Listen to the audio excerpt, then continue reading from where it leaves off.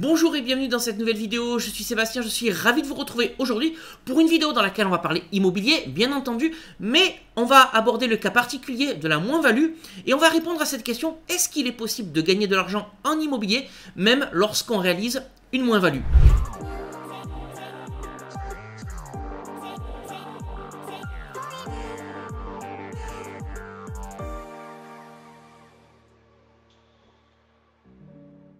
Alors avant qu'on voit tout ça dans le détail, si ce n'est pas encore fait, je vous invite immédiatement à vous abonner à cette chaîne YouTube en activant la petite cloche. Vous savez ici, on est en famille, on discute immobilier et des moyens que vous avez à votre disposition de vous construire un patrimoine immobilier que vous pourrez utiliser pour avoir des revenus complémentaires lors de votre retraite, mais également patrimoine immobilier que vous pourrez transmettre à vos enfants. Et bien entendu, on voit également sur cette chaîne comment réaliser des investissements immobiliers intelligent, c'est-à-dire des investissements immobiliers qui vous ramènent de l'argent tous les mois. Alors concernant la moins-value immobilière, est-ce qu'il est possible de gagner de l'argent en immobilier lorsqu'on réalise une moins-value? La réponse est oui et je vais vous expliquer pourquoi dans la suite de cette vidéo. Alors on va quand même pas se voiler la face, hein. L'histoire nous montre que sur le long terme, l'immobilier prend toujours de la valeur. C'est-à-dire que vous achetez un bien immobilier aujourd'hui, vous le revendez dans 10 ans ou dans 20 ans, vous aurez forcément réalisé une plus-value à 95%, voire même 99%, j'ai envie de dire.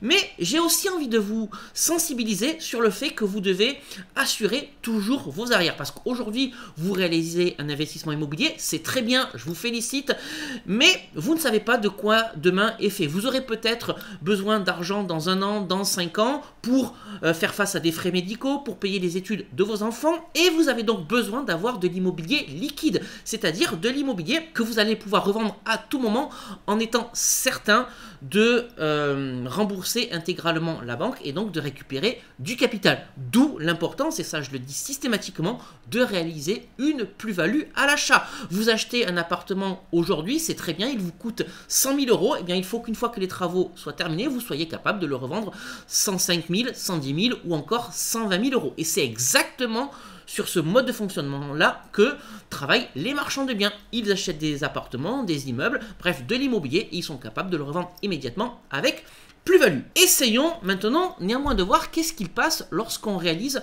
une moins-value sur un achat immobilier. Et pour ça, vous savez que j'aime les chiffres, on va prendre un cas concret. Vous achetez un appartement 100 000 euros par exemple. Sur cet appartement, bien entendu, vous avez des charges à régler tous les mois, à commencer par le crédit immobilier, la taxe foncière, les charges de copropriété, les diverses assurances, etc., etc.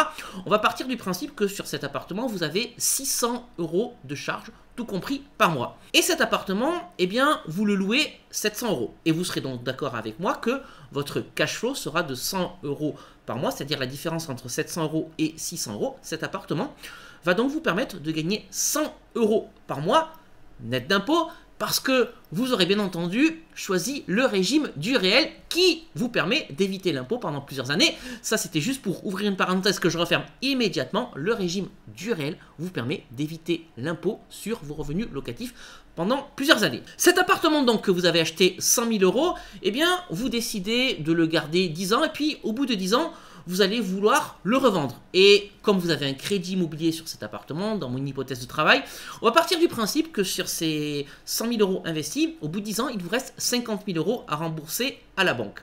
Mais sur cet appartement, c'est ce qu'on a dit il y a quelques instants, vous avez encaissé des loyers pendant 10 ans et surtout vous avez généré du cash flow pendant 10 ans, à hauteur de 100 euros par mois dans mon exemple. Ce qui fait que sur 10 ans, vous avez encaissé 100 x 12 x 10, c'est-à-dire 12 000 euros de cash flow, 12 000 euros net d'impôts, encore une fois grâce au régime du réel. Et donc là, se posent deux cas de figure.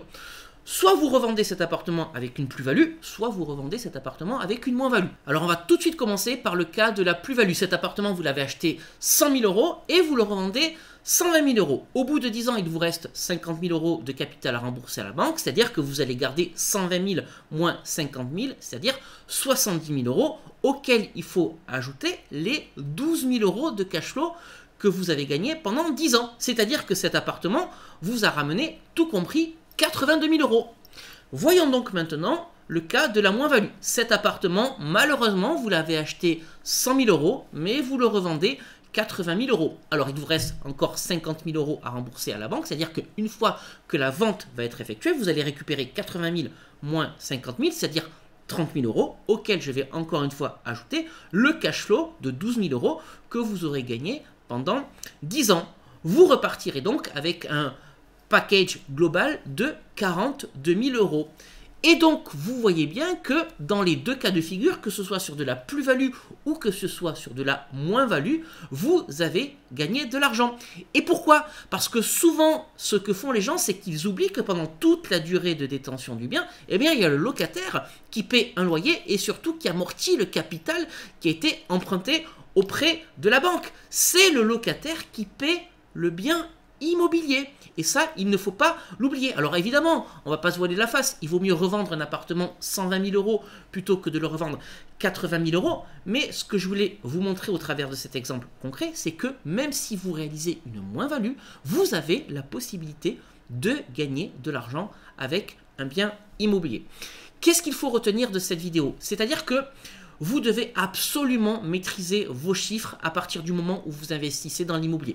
Quand vous êtes sur le point de faire une offre d'achat, vous savez à combien vous allez acheter. Forcément, c'est vous qui allez faire l'offre d'achat. Et vous savez également combien cet appartement va se louer. C'est-à-dire que vous maîtrisez donc le cash flow que vous allez gagner pendant toute la durée de détention du bien. Ce que vous maîtrisez moins, eh bien, c'est les aléas du marché immobilier. Il y a des phases haussières, il y a aussi des phases baissières.